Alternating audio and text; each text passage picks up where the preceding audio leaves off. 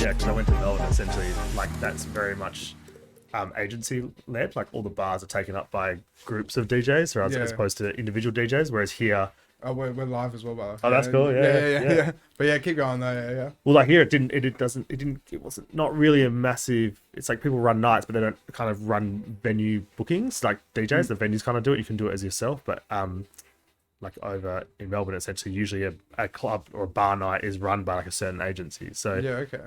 when I went to Melbourne and came back, it's become a little bit more like that here. Yeah. Which I think is good. Well, if you've got a good crew of people and then also the venues get consistency and they don't have to worry about DJs turning up, Exactly. Yeah. then it's sick. Yeah. But like, I guess you just got to align yourself with the crew. Yeah. Yeah. So- So that's Yeah. What's this? mad times. Yeah. Yeah. That is. So this is you playing in front of how many people? I don't know. This is like a EOS lifestyle video I kind of did. So it's. I want to be there. Oh man, it's sick. Like, do you know what's so crazy? Like, this is like a 2-minute video. It took me like 3 months to edit just because the amount of effects and transitions. Nice edit. Thanks, man. Yeah. So like, it's funny. Like, so when I was in Koh Tao, like when I went there to DJ, I was like having this awesome like gigs at night. Well, after this, Google Koh Tao because I want to. Yeah, That's yeah. a city or a town? Koh Tao is an island in Thailand. Okay.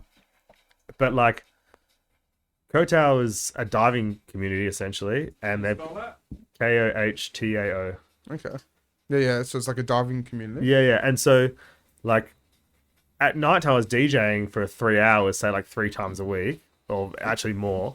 But in the daytime, I was like, what do I do with my time? So I was living in all these amazing places. So I decided to like study photography and like, Really? yeah, just like, Well, why not? Like, I mean, like, you look got at all this the places available, gigs, yeah. right? Like, you're in all these places, and you know, you're with like awesome people, and you're out exploring on like mopeds and scooters, and you're meeting people. And I was like, yeah, I don't know. I just kind of like, once again, like I said, you know, yesterday, it was like, if I like something, I like really get into it. So I was like in the daytime, like, and also like when you're DJing all the time, like, you know, I had a career in nursing, which is like quite mentally intensive, and you know, it's intellectual, and you're doing study, and there's medicine, and it's problem solving, and there's calculations, and there's Yeah. pressure and all sorts of stuff. Just, But yeah, so much involved. Yeah. and like DJing, you do have to prepare for it. But what I found is when I was DJing every night, and like obviously you're drinking a lot as well, but just like I not was about used. to say you can't not go there. Yeah, it not was like party, just I just feel like I'm like wasn't using my brain enough. You Yeah. know, not saying that DJing isn't, but when you're DJing every night, you know, that's fun. But I wasn't like keeping my brain stimulated with knowledge. I don't know. That sounds like No, that makes Yeah. sense though. Yeah. yeah. So Because my like, what brain's were you doing during the day? Like, for example, like you swimming and stuff, but like, it was sitting on beaches and That's chilling and pretty much trying to recover from the night before. Like, Yeah. and not saying like you're hungover all the time, but it's just being up late really to like, yeah. So for a place like Greece, for example, I DJ'd every night for I think 30 or 50 nights or something, and it was from 11 p.m. how much music do you have? Like, till 4. Well, this is the thing, right? So when I started DJing clubs and events, when I was doing like the shape gigs, you know, the Switch or Big Ape stuff, or the dubstep nights, I had this rule where I was like, I would never play the same song twice. Yeah, okay. In this, like, so not well, at a venue. Or at a venue. So if I played at this venue one week, I wouldn't play it ever again. So I was kind of like trying to keep my sets always fresh. Yeah. But I was also preparing them a lot because I was, oh yeah, Sorry, that's all good. sorry. yeah. No, I was also preparing them a lot because I had time. I had like 2 months or 6 weeks between a gig, and so it's funny because I vividly remember like frantically trying to burn a CD before you got to go play a gig, and you've sort of worked out a set, and you're like, I'm going to burn this CD, and going through like every 5th CD actually works. The other one's just corrupt. It's like, you know, put it in like, oh, this one's, it's like we waited That'd 20 be like minutes. a nightmare because you're running out of time to try and mix another Right, song and then in, the right? CD corrupts, and you're like, it takes you 20 minutes to burn a CD, and you're like, I've got to leave in 30 minutes. If this CD doesn't burn, I don't know what I'm going to play tonight, kind of stuff. That's it. Yeah, kids don't know how good they've got it these days. Anyway, That's it. It's all thumb drives and waiting for laptops. waiting for a vinyl DJ just to rip me down in the comments right now. But That's it. Yeah. yeah. Oh yeah. I was getting to that. We just kind of just kicked it off straight away. So as Jason just pointed out, the camera guy. So we're back again. So part 2 of the podcast because we ran out of time yesterday. Part Like, 2 of what episode, Alex? oh, what episode, Jason? Ep129 because I wrote it. Yeah, I wrote it under my name. But so does this count as 130? Oh, so you're cheating? No. 139 part 2. Oh, okay, cool. Yeah, fair enough. It's like not a round number yet, but that's okay. But yeah, so Next week. yeah. I think we've got one on Sunday or Monday. I don't know. Yeah, cool. Who's that? Give me a second. Someone really important because you've forgotten. That's it. Yeah. No, that's good. What's the date today? It's the 18th. Oh shit. This Sunday actually, I've got the guy who runs Lab 6 coming on. Oh, who's that? Jeremy. Oh yeah, cool. Yeah, funny. Yeah, it's a big story about I guess I guess a big guest. Well, actually, it's funny. Just a matter of timing, but so the year I moved to Africa in 2012. Yeah. 2012. I was like really good friends with Zeke, who started Lab 6 with. Okay, yeah. Yeah, so Zeke is now Zeke Beats. He's living in the US. He's amazing DJ as a turntablist. Okay. And he was one of those guys that actually I remember going to Origin Festival at New Year's, like at Blue Steel Oval on the New Year's. Yeah. And seeing him DJ and just being like, whoa, this guy's like insanely talented. Like a full turntablist DJ, which I told you like yesterday was what interested me in, the hip hop kind of stuff. Yeah, so the classics and stuff. Yeah, and it was just so good. And then I saw him in the crowd and was like, oh my God, dude, like, I've never seen anything like that. That was amazing. And he was so nice. It's like this guy, I'm like idolizing this guy and he was super nice. And then, so Zeke's a Perth boy. He's from Jarrow. Yeah. Shout out. Yeah. Zeke man. Yeah. But, so... And then I went to see him play at a DMC, like, the DJ battle competitions. Yeah. And I think that year it was like him. There's like a guy called Benny Chill. Shout out Benny. I think Benny's like in and out of the scene, but he's a classic on Facebook. Benny Chill, okay. Yeah. So back in the day, it was like this dude, the man, it was like Charlie Bucket. Yeah, I've heard Zeke. that name before. Yeah. Oh, I think Charlie's been around for years. Like, it's one of those guys, like, I know who he is. I don't know if he knows who I am kind of thing. But yeah, like, they're legends of the Perth scene, And so was it Jeremy and Zeke that started Lab 6? So it was, I'm pretty sure, it was Luke Chan and Zeke who started Lab 6. Really? You could fact check. As well? Luke Chan. Oh, Luke Chan. Yeah, you could fact. Shan. Well, Shan went through Lab 6, I believe. Really? Yeah. How come we're giving this guy more mic time? Seriously, no. You're watching Shan. Yeah, damn it, you got him back. How did we slip him back in? I promised myself I wouldn't mention his name. The DJ of we're gonna the name. another 4 or 5 times tonight. The DJ whose name will not be spoken. Yeah. So I'm pretty sure Shan went through Lab 6, but yeah. So just quickly, Shan, if you're in the comments section, you're watching right now. Like, did you go to Lab 6? Yeah. No. Yeah, go on. Yeah. Sorry. Yeah. So I believe Luke and Zeke started Lab 6, and Zeke obviously super talented turntablist DJ. The worst DJ you could play after, because he's like, he's doing like key like finger drumming. Yeah. On like an MPC, or like at the time it was like using the tractor things. Yeah. And like turntablism, so he's scratching, flipping every song, into crazy sort of algorithm and playing them amazingly. And then you're going on to like mixing a song into a song and you're like, I feel like shit right now. But yeah. So he's definitely like a headliner slot then. Oh, dude. He's like one of those guys that was in Perth, sort of like how I feel about one of my mates, Max Shane, who's a MC. Oh yeah, I've tried to get him on here before. He's just so busy though. Oh, dude, he's a busy guy. Yeah, he'd be fun, man. He's very charismatic. But I feel similarly about someone like him in the MC world, and definitely I can tell you a nice story about Max Shane as well, and I always bring it up with him. Okay, but like, so Zeke was one of those guys that's so talented and had pretty much just annihilated the DJ pool of Perth. Like, it's one of those guys, you watch them, it's like, I would say like Endorse is almost at that level as well, or if not, like they're just so unique in their own way. They're doing their thing, and they're so good, and they're really nice people, and they just deserve to be doing the best things and traveling and being like, super famous. Yeah, that's it. Kind of like the story behind like the Pendulum Knife Party guys. They were killing it in Perth, I think, and then the stories, they went to the UK. Yeah, and then they came back. Back and they were freaking superstars, and it's like had nothing to do with probably. I mean, not that I know a lot about it. It's like they're probably just as good, but now they're just recognized for being so good, and that's how I feel like Zeke was. So Zeke was super passionate. He obviously did the Lab 6 stuff, and then he went to the US to like try and make it, and he's fully like made it, and he's like, so he's actually like touring and all sorts of stuff. Oh man, he's a living legend. Like he's really? does so many awesome. Can you pull up his Facebook page? Is Zeke Beats, yeah, and he's like, we still keep in Zeke Beats, Zeke. He is like, we still keep in contact. We still chat fairly regularly on Instagram. I still have a signed record from DJ Qbert he got for me when he went and hung out with him like back in the day, which was to me was just like massive. Really, yeah. Yes, yeah. This guy, man. Damn, 32,000. Dude, watch this followers. guy. Watch that video. It's like, how could you be that talented? Like, I'll make the noise. No, chicka. Yeah, like, the full DMC kind of stuff. I've got a lot of respect for people who go out and like DJ on like proper decks like that, like Andy C. Yeah. Oh. Although I would say like Andy C uses, I've got a crazy story about Andy C actually. Yeah. So I mean, I've been lucky enough to had a lot of time in the drum bass dubstep scene. I've obviously dropped out of it a bit now in the last probably since I went to Melbourne. To be honest, like I sort of lost a bit of that. Yeah, kind of. Well, just like that's the music I listen to. It's music I run to when I go for a run every now and then. Like, I work out. Like, but a lot of my friends were in that scene. You know, I've had some awesome times. Like one of my oldest friends from the music scene is a guy called Gara who's now doing Floatus. Okay. I mean, I haven't caught up with these guys for a little bit recently, but I used to spend a lot of time before a lot of them were DJs. You know, like we used to just hang out. But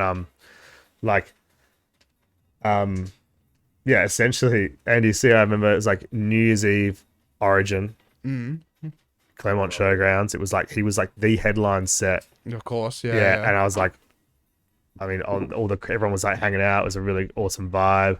I think it was a year like Cove was there.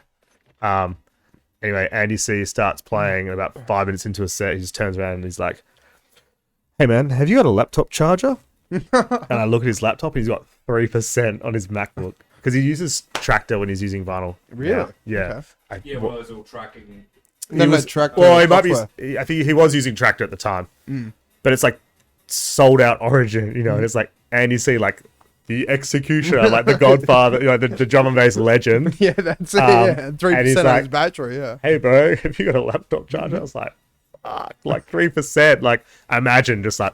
Was it a MacBook or what? Yeah, it's a MacBook. Okay, yeah. And I was like, looked around, I was like, oh no. And so I freaking legged it like to the VIP, like where all their little backstage area was. Found his bag, I think, and found his laptop charger, ran it back, like 1% on his laptop. Like literally like saved the day. Oh, it was so hectic, man. But like I've never forgotten it because it was everyone out there's like having a sick time. He's killing it. The MC's going crazy. Everyone's like having an awesome time. Yeah. And in my head, I'm like, at any second, this is just going to go turn off. And everyone's going to be like, what the? And he's just like passed all of his shit onto you. Kind of oh, dude, I was panicking internally. Yeah, I can imagine, I mean, like, he's a full professional. I mean, and those events are like, you know, they are ingrained in Perth history. Like what Origin, I think Origin started the year before I started kind of DJing, or maybe 2 years before. Yeah. And what they've done with those events and like for Perth music scene is they've changed it all. They've changed the whole game for all of us and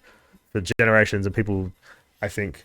So wait, you were on stage. So like how many places, like what gigs have you done that you've been on stage? Like, I didn't DJ at Origin. I mean, it's obviously a dream for a lot of us to do it, but Origin and Shape were obviously closely connected.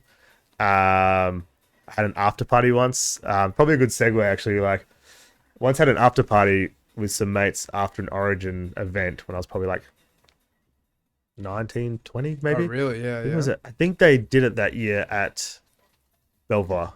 Okay. That's right. And I used to have a basement under my house, my parents' house, and we called it like the cellar rinse. Cellar rinse. I sent you a video of the cellar, if you can find it, but. This thing is it in your Dropbox or? Yeah, I sent it in the chat. Yeah, and I was like, sell it. So yeah, the first one. Oh yeah. So this was the house I used to live in growing up, and it was like we had this basement, and so this basement, the story is crazy. So there was two guys who lived in it before. Look how I'm super young. I've got blonde tips like the Backstreet Boys. There's a pool. What year was this is 20. Oh. Well, unmute it. There's no music, right? There is music there is. And talking, but that was our house, right? And under the house, there's all right, Cubic. So Cubic taught me to produce back in the day on Reason. And so houses are like Microsoft Word graphics. But man, this was crazy. So yeah, essentially under the house was there's a dead weight guy. So yeah. And Robot Screen were remember when blogs, like music blogs were a thing? It was like you go and they'd have like I've got some of them, but essentially you had this after party and High Contrast came, which is like he's huge. Yeah, and he's a freaking legend, man. Lincoln. So this is your garage. This is under my house. Basement. In the basement. So we set all our gear, kind of like you have here, like our decks and speakers and lights, like I told you before, like Subby owned the lights and Peter had the speakers and I had decks. And so we had this under the house, and it was like, so the basement was originally built and it had this solid metal door. And when you first walked in, there was a little room, like I would say 1.5 meters by 3 meters, and it had a desk and a till in it. I remember when we went to look at it when we were buying the house, my parents buying the house. And then it's this big solid wooden door with big studs in it, and you'd open the door and there's this one big open room, probably about twice the size of this, under this house in Subiaco, on like opposite the Subi Primary School in the middle of the suburbs. And it had like a soundproof room. It had this real hard wood table with which you could probably see on the side, and essentially and a security TV, and there was cameras at the front and the security gate. And like we essentially just had parties there, and it was like, that's amazing. Man, this is like Alex. This is like my childhood, bro. It's like this night we had like Miss Dynamite and DJ3. I don't know if you know this. This is like While Out classic. Yeah. She was like the nicest person I have ever met. Her Really? DJ3. I haven't heard for years, but he did come back to Perth and hit me up, and we caught up again. And he was doing the tour with Hilltop Hoods, and Really? he was a DJ for a guy called Maverick Sabre. Okay. Who's a really amazing like singer. I want to say he's maybe has a bit of Irish or something in him, but or I don't know, from Wales or something. But yeah. He's a really amazing singer, and he was doing a tour with Hilltop Hoods. So Maverick Sabre and this guy, the DJ called DJ3, I think his name was Napa. Just came to my house, we just hang out, and then we went to the Hilltop Hoods gig, and then they were on stage at like I think it's like it was RAC Arena or something. Yeah. But it was like just built. Yeah. So it was like, it was sick, man. And like, that's amazing though. Like, how did you manage to get like Miss Dynamite and High Contrast back to you? It was because Yeah. the DJ3 was a friend of mine in the UK.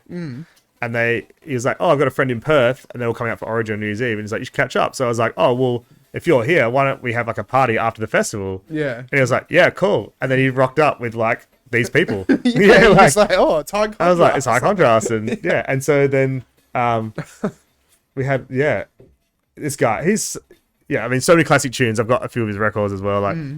Because he's been around for a long time. Dude, a long time. It's one of those guys that now his tunes are being remixed by like the new generation drum and bass DJs. Really? I think Kiss Kiss Bang Bang just got a remix. And anyway, a sick guy, and like, essentially just like this weird. Yeah. I've been really lucky, like, through like, and obviously shout out obviously the Origin crew. Like, I don't really hang out with them so much anymore, but I always aspired to be in that sort of in that crew, with those events, but like, they opened it so many doors for us, and I have so many good memories of being around just those events. Like, one of the guys who's become really famous now is Rob Dimension. Okay. Yeah, he's like Dimension. and like he came out to Perth probably 12 years ago or something, or 10 years ago for a tour, and we went for a bike ride because he was just like a small guy then. Just got to casually went for a hang out bike. with him. Well, went for a bike ride around the river, and we just hung out. And now he's like one of the probably the top drum. Well, everyone's DJs, like the best looking and the biggest drum bass DJ. Like a legend. Like, and his managers and stuff like still keep in contact with, and it's really nice because like he's really good friends with like my friend Garo, and like and I think I've got a photo of like I didn't send it to you of like. Actually, me and Garo and Rob and his manager Seb, back in the day. I don't know if Seb's still. I think they're still working together, but like. But that's it though. Like a lot of these people, like a lot of people, just nice, whole round, like wholesome, like good people kind of thing, right? This is the thing though. Like I think people forget that like a lot of these artists are they're people. Yeah, they're people. Yeah. And like they want to have a good time, and they're away from home. Like that's exactly. And they're.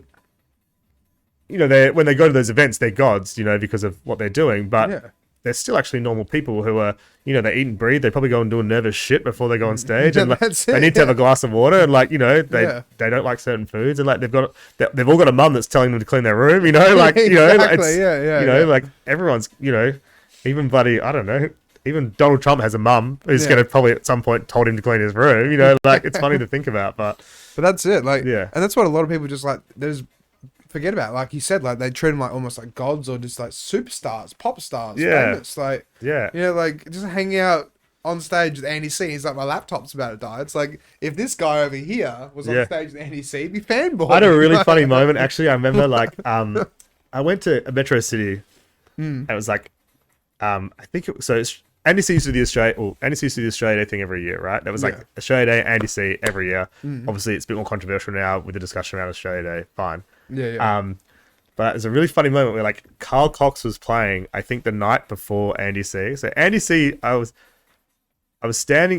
C was playing and Carl Cox, I don't know. Anyway, one of them, they're doing like, it's like the mecca of both genres, like the mecca of drum and bass and like, you know, the mecca of house music. Whatever. And like, I remember like Andy C like watching Carl Cox DJing, being like just staring at him, and I was like, and then I can't remember what happened, but anyway, I got talking to Carl Cox, and he was a super nice guy as well. But then it was you got to chat to him and hang out with him. Yeah, but it's like it was just funny because it was like they were both like, this is my Perth club. It's like, this is my epicenter. Like, people come here. This is like, when I come to Perth, I am the god of this club. And they are in their own right, of course. Yeah. But to have them both standing on stage and like one of them watching the other one was like this little moment of like, hey, like, that's my territory kind of thing. It was so funny to watch. Like, it would have been, yeah. Yeah. But obviously. Because like Carl Cox, he lives in Melbourne, I think, or Sydney or something now. I don't know. To be honest, like, because from what I got told is like he retired from Ibiza, like from space and stuff. Probably. And then he moved over there with his guy's partner. like 60, isn't he? Yeah, that's it. He's quite old. I think. Can you Google how old he is? Yeah. And like, how old's Andy C as well? Like,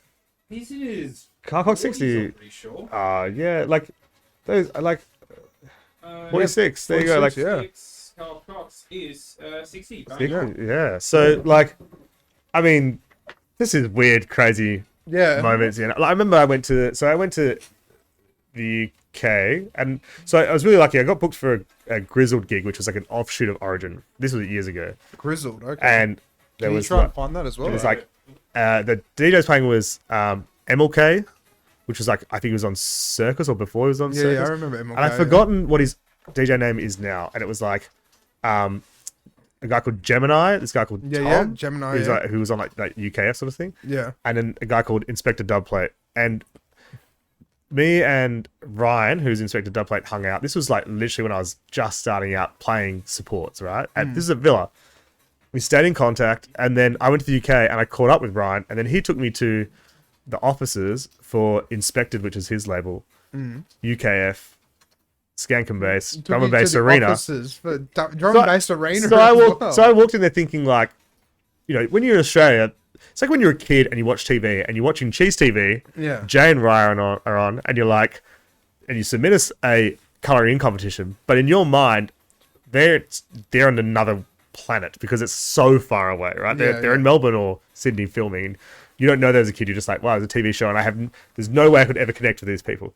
Kind of felt the same. Like, it's like, you know, the UK, you're seeing these artists, this music, and you're hearing it, and there's these labels and there's these famous people, but you're like, I will never, like, I'm playing the music, and when they come out, I'll go and see them play, but I'll never really understand how it works. And I walk into the office, and it's like a little bit bigger than this, and it's like, at one desk is Drum and Bass Arena, at one desk was UKF when it was just getting massive, and it was like one desk was Skank and Bass. And the other one was Subsoul, which is like a housey more house. And then like it was Friday afternoon, so we all went down to the pub for beers, and then we went to like a winter wonderland festival, like just rides and drinks and food on like the tube. And I'm like, there's always crazy important amazing people in the music scene. I'm like a kid, but they were also like 22, you know, like that's it, and they were just kids doing what they loved as well, and like kind of look at it now though. It's just how time has grown their businesses and put a lot of perspective on it. You know, like they were just doing what we were trying to do here, but they're in the UK and they've done it really successfully. But you know, they're still 22, wanting to throw parties, with good DJs, have all their mates there and have events, but they were doing it on like a mecca scale, and it was like reaching worldwide, obviously. That's it, yeah, because UKF, it's everywhere Oh, now. dude, like literally everywhere. UKF is massive. Like, and to think, like, so you went to the offices, like, how long ago was that? it's probably like 2000. You know, I think I did that just as I came back from Africa, so it was in 2013, maybe. Really, yeah. Yeah, that was just when they were really starting to rock it off a bit. Yeah. Like, yeah, but yeah, like I must say, like, I'm a little bit out of the. I really identify with like the bass music scene. I noticed the bio you put up is probably a bit outdated because I was heavily involved in the bass music scene, and it's the music I really love and enjoy. But I don't get. I never knew that. Really? I never knew you. Dude, I always thought that you did more commercial stuff, like you know, because I saw that you did Oktoberfest. I'm like, okay, he plays Gimme Gimme Gimme every Friday, Saturday, Sunday. Yeah, exactly, and I do now. But like, yeah, I spend most of my time playing drum and bass and dubstep gigs, and mostly dubstep gigs, and then I played garage gigs on the side. Yeah, that was really cool actually. I remember I went to a club in the UK by myself, and because MC Luck and DJ Luck and MC Net, I always get it mixed up, but there's those guys like with a little bit of luck, I don't know. Oh yeah, yes. Apple, no way, I went to a club to see them play because I was like, oh, okay, I thought you said you were going to play with them. Like, well, I was booked to play with them in Perth as a support, right? Yeah. So I was like, and I was in the UK, and I was like, well, I'm going to go see what they're like live, and I wanted to go out in the UK, so I went by myself and checked them out. At the end of the night, they were walking out, and I just hung around. At the end of the night, they were walking out. I was like, oh, hey, guys, like, super random, but I'm actually going to play with you when I'm in Perth. And when you come to Australia, and they're like, oh, like, you know, like, what, bro? That's crazy. Like, you know, what are you doing here? Like, and it's like in 3 weeks' time, whatever.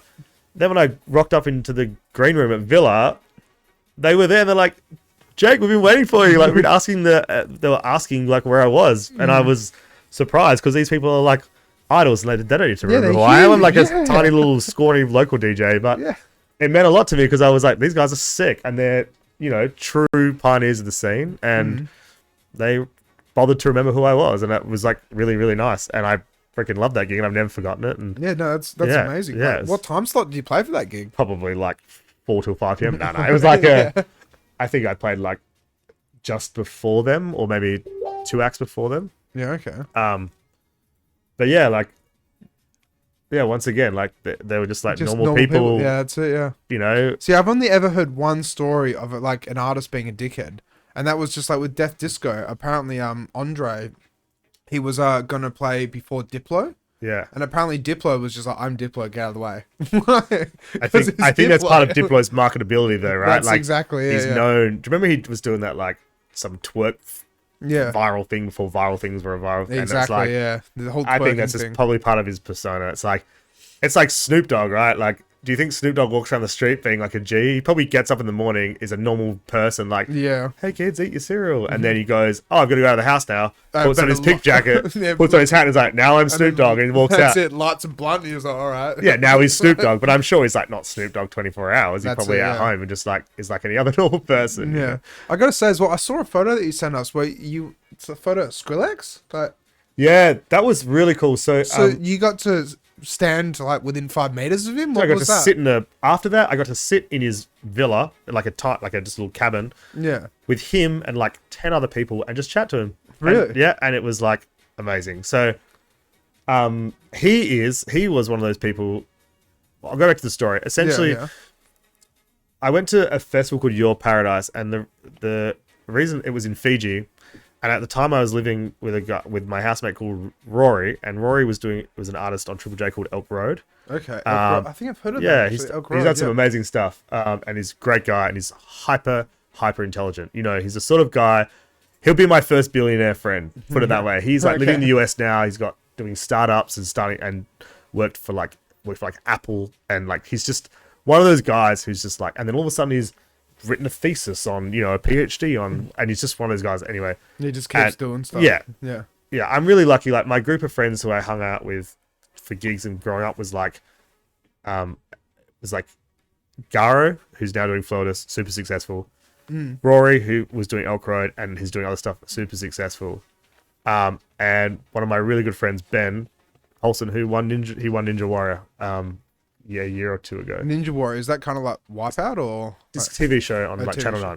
It's just finished. But Yeah. and then there's like little old me who's just doing my thing. But like no, like But you've done lots of stuff. yeah, thanks. But I'm lucky because I've been surrounded by really good people. And look at Ben. Beast. He's a beast. Is that him there? No, he's an absolute weapon. Look He's so at him. you should get Ben on there. He's a music producer. Yeah, he's a okay. great music producer and a well, really good guy. If he's watching or after the show, Absolutely. Forward him on. Yeah, he's he's a genuinely really nice guy and hyper talented. And yeah, okay. So shout out Ben. But yeah, so essentially, go back. Yeah, because you went to Fiji. Yeah, so Rory, I was living with Rory, in this house in Subi and a different house, and LDRU was on tour and a guy called Manila Killer and a singer called I think Geneva. Yeah, they came around to our house, and because their manager was the same manager for Rory, Rory's mate Dom.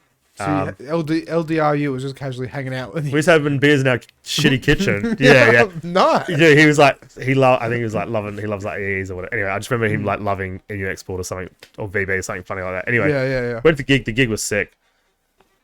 And then next morning, like I remember cooking Dom breakfast, and he's an awesome, really nice guy. And then Rory's like, you should go to Dom's festival in Fiji, it's really good. So I went by myself, and sort of rocked up and was like, and like Dom was super nice, but he was obviously busy running a festival. And then the Slumberjack guys were there, and they're really good friends with Rory, my housemate. So and I still bump into them every now and then. I was really lucky actually when I was in Bali, went to a gig with them. That was their headline show in Bali.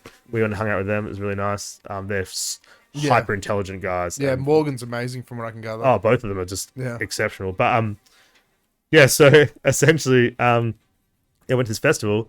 Skrillex was headlining, and I got to play a few like of the side stages and support some DJs or whatever. And then I stayed in like I shared a villa with 5 people I never met before, which was kind of cool because I was making friends. And then after the Skrillex gig, like they just invited me to hang out, so we just went and hung out in his villa, and he was we're just sitting on the grass literally. It's funny because it's talking like it's a thing, but it wasn't a thing. It was just like we're just sitting on the grass having a beer out, and everyone's just sitting there chatting, and we were just talking about normal stuff, like not even music, just other stuff. Yeah, and what's he like? Is he just very quiet and very nice? And I That's mean, what I can't say I really know him. I probably spoke to him for about 5 minutes, but I've always gathered that, like, just from seeing interviews and just videos and all sorts of stuff, he just seems like he's a quiet but genuine, cool person. Like I'm lucky. I haven't really met too many people that have like not been great. There's a couple, but I've been a bit like, ugh. But genuinely, most people are pretty nice. So But yeah, like So who else have you met then? Like, because and that's not even name dropping now. Like just name. But still, that's amazing as well. It's like, so Rory ran his own festival. Like, No, not Rory. So Dom. Their group was organized, was doing the festival. Well, I don't know. I don't think Dom organized the festival. I don't really know. He was just involved with all the artists and stuff. Yeah. He's a really nice. Still bloke. to be like that involved, it's like that's amazing. Yeah, but like. And once again, everyone's just people doing their jobs, and they're really good at it, and they're really cool people, and you just build a network like through that. So I met some girls in a pool, and they ended up being the winners of this thing called Your Shot in Melbourne, which I'd never heard of. Oh, really? Yeah. And when I went to Melbourne, I caught up with them, and then I got the job working for Your Shot as a teacher. Like that's how it kind of networked around, Really? Yeah, just from meeting people. I thought they just approached you directly from Perth because they might have seen you. No, I was living in Melbourne. I was a nobody, and the girls from Your Shot, one of them was like, "Hey, you'd be a really good teacher. Why don't you do Your Shot?" That's when I was like, "Hell no, I would never do that." And then the Your Shot people called me, and I was like, "Oh, well, like it's actually genuinely." I said to them, I wouldn't do this if it's going to be the winner's going to be the hottest model, but untalented at DJing. Like I couldn't do it. Yeah, no, yeah. And it was like, not at all. They have to be like, decently. They have to be good. Yeah, and they have to be potentially going to like that competition's growing people like Tiger Lily, for example, who can actually, she's a really good DJ. Like I played with her. And I thought she's always been popular. Did she enter that or something? She was from Your Shot. Yeah. She started from Your Shot. She started from Your Shot. Yeah, I believe so. Yeah. Tiger Lily. She's really? on all their marketing. Yeah, you have to look up Tiger Lily DJ. I played with her actually in Broome. Really? Yeah, when I was living up there last year. She was great. Because I saw that, like, I saw an advert for her. She was living in Las Vegas, apparently. Probably. Yeah. And she was doing an advert for JBL's waterproof speakers. Yeah, so JBL is a sponsor of Your Shot. No, Oh, no way. Okay. Funnily enough. Is that Your Shot? No, I just got JBL. Yeah. I mean, I only spoke to her for a little bit. Yeah. She seemed really nice. I think she was there with her family. Like her mum was there with her and stuff. And like, yeah. Yeah. Okay. Yeah.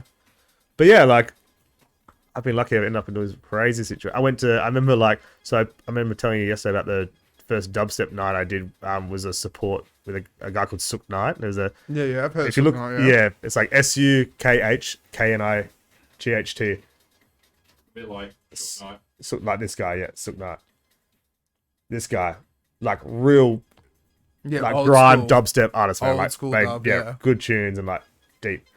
I went to the UK, went to a night, caught up with him, went to a night. I think it was at Ministry of Sound, and then I met Benga, like who's like from Screaming Benga as well in the crowd, which was really really cool. Yeah. But this was like full like heavy grime. You know, like from what I understand and what I was told when I was there was like grime was more about the MCs and not about the DJs. So it was like, and dubstep really was more about the MCs rather than the DJs. So the DJs was playing backing tracks for the MCs. Really? That's what I think I remember from that conversation. But I was lucky enough. I went to Forward, which was like a classic, I think it's like Forward Plastic People was like the original dubstep night. I think it was like DMZ and I don't know who's playing back then, like Artwork but yeah. I think Artwork is part of DMZ, but yeah.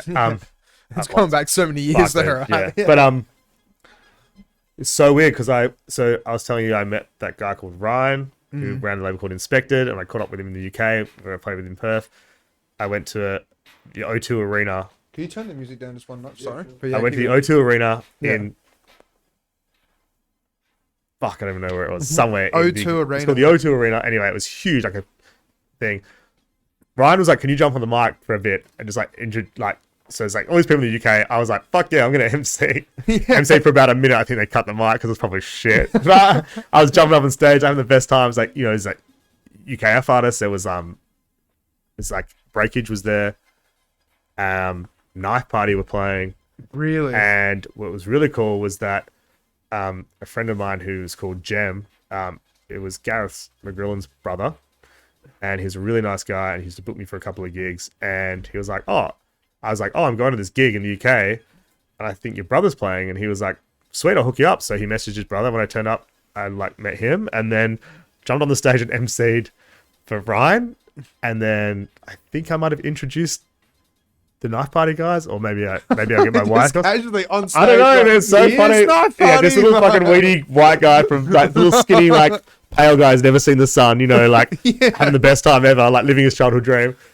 And then I'll go back like into this sort of VIP area, and sitting in the VIP area is that Sook Knight guy, and I was like, dude, he's like, what are you doing here? I was like, what are you doing? It's such a weird thing, like, because I'm not like a touring DJ, and I'm not like a famous DJ. I'm just me, and like and then you just bump into someone you haven't like. When was the last time you saw him? Probably like 6 years ago. Really? I was like, and I was just like instantly recognize each other. Just walked in, I was like, dude, what are you? This is so weird. And I obviously have a bit of a connection with that because it was the first dubstep support I'd ever done, and so and I really like the deeper side of dubstep. Yeah. And so like it was so weird, but the worlds collide, right? Like that's it. Well, the world is a small place. It's strange. It can be a small place sometimes. It's crazy, but like I feel like I'm just name dropping now, but no, it's good. It's weird how things all interconnect, right? Yeah. Like things. Yeah. Well, I've got to ask as well because you also sent a photo with Excision or something like that. Yeah. So I played. Did you meet him? Yeah, I did. Yeah. Oh my god, you met Excision. Like I played with him and Datsik as well, but Datsik as well. But he's been cancelled now, though. He has been cancelled. That's just there you go. I think that's the. I think that was through Basement. That was through Basement Crew. It was through Basement Crew. Okay. Yeah, and that was the first time my girlfriend, I think, had come to Perth from Melbourne after we had met in Europe. And she's just like, this and is I was what like, you do? I played this Excision gig, and I bought in extra subs, and like Metro City sold out. It was like, I think it was Excision, Distance, and Truth Okay. weirdly, that truth. There's like I think from the New Zealand dubstep. There's 2 of them, I think. Yeah. I keep bumping into the Tristan guy, Truth, like just in random. I bumped into him at like Outlook Festival. I bumped into him in Melbourne on the street. I bumped into like, and I don't really know him well, and he doesn't obviously know who I am. But I keep being like, he's so one of those recognized. It's like if you bumped into Skrillex 4 times in like 3 years, you're like, this is just weird. Like, why do I? Do you stop and say hello and like, oh, dude, like, yeah, a couple of times, but like, hey man, probably weird. I probably said this last time, but you probably don't remember me. But hey, I met you before, and he was like, no, I remember you saying that last time. It's so weird, but so yeah. Oh, there's Eden, my girlfriend, in the background, creeping on the right. creeping on the right. Creeping on the right. So is he making mistakes? No, What's going on here? She's so tan. She's almost the same. Really? Like, she's faded into the background. But yeah, like, how's that bow tie? Look how skinny I was. Holy moly. But yeah, like, that was crazy gig because it was like, how do you play after Excision? Yeah. Like, one of the heaviest, Playing like after Tyrannosaurus Excision. Rex dubstep. Yeah, And it's like, that's it, yeah. please go and play after him. It's like, what do you play after that? Just a like saw wave on maximum volume with ultimate sausage fattener compressor on Yeah, it that's for an it. hour. Like, how do you do it? Yeah. Like, it's just, yeah. Because Excision is just Excision, though. Can you look up some of the visuals? Like his T-Rex bloody thing? He broke the world record as well, right? For I'd probably... I'm pretty sure he broke the world record for having a festival with the most amount of watts for like the bass. That would not surprise me. The guy is... You click the first but he's one, like this... and then click, yeah. He's just not a tall guy. Really? And He's short? He's pretty short, I think. He's Really? got like a little triangle. And he was Because nice. he's got long hair as well, right? I don't think he did at that time. Okay. Because I always... Oh, no. Try and open the YouTube video. He's like the sort of guy you'd identify as like, you used to play bush doofs and now you play main stages at festivals. You know, he's kind of like that image. Yeah, that's him. Yeah. That's Excision. Yeah, that's them. Yeah. But that was sick. Like, that was a wicked night. That was a basement. I think it might have been a basement Origin collab. Well, you're kind of a bit blown away because it's just like he's just sitting there. Dude, and just the sound was insane. You know, it's like you're standing up on that deck in Metro City, which is like, you know, the kind of VIP deck area, and it's just like, yeah, this stuff. It's like, Yeah. It's mental. it is mental, man. That's it, and it's just thumping like So the bass is like on the stage. Like, the one thing I would say is like, so I played this gig at Metro City, which was called Circus of Light, which was it was a really interesting gig. Essentially, it was like, have you heard of it? I've been to Did you go to it? Was I there? I've been to a So it was like during Fringe Festival. So people turned up thinking it was a circus, right? yeah. People turned up because it was house-based drum and bass. So people turned up like, I love house music, wanting house music. People turned up, a massive crew being like, I want drum and bass. This is a drum and bass night. And people turning up being like, I want bass music. And people just turning up to Metro City because it was open, which was, you know, Yeah, because and something was Metro's is open. and it was sold out. Yeah. And I played, so I had something like 20 performers. I had 2 MCs. I had Mac Shane and Dave Excessive. Yeah. Mac Shane is killing it. If you don't know who he is in Perth, Yeah. he's like a freestyle rapper. He's hyper talented. He has the most interesting videos, but now he's doing heaps of stand-up comedy rap. That's and it. Can you pull up McShane? Because he he- does like his mic thing where it's like, like I think he's just advertising called Mind of an MC, but Yeah. he is like one of those guys who I'd say like he's like Zeke. You know, he's just He so is, good, yeah.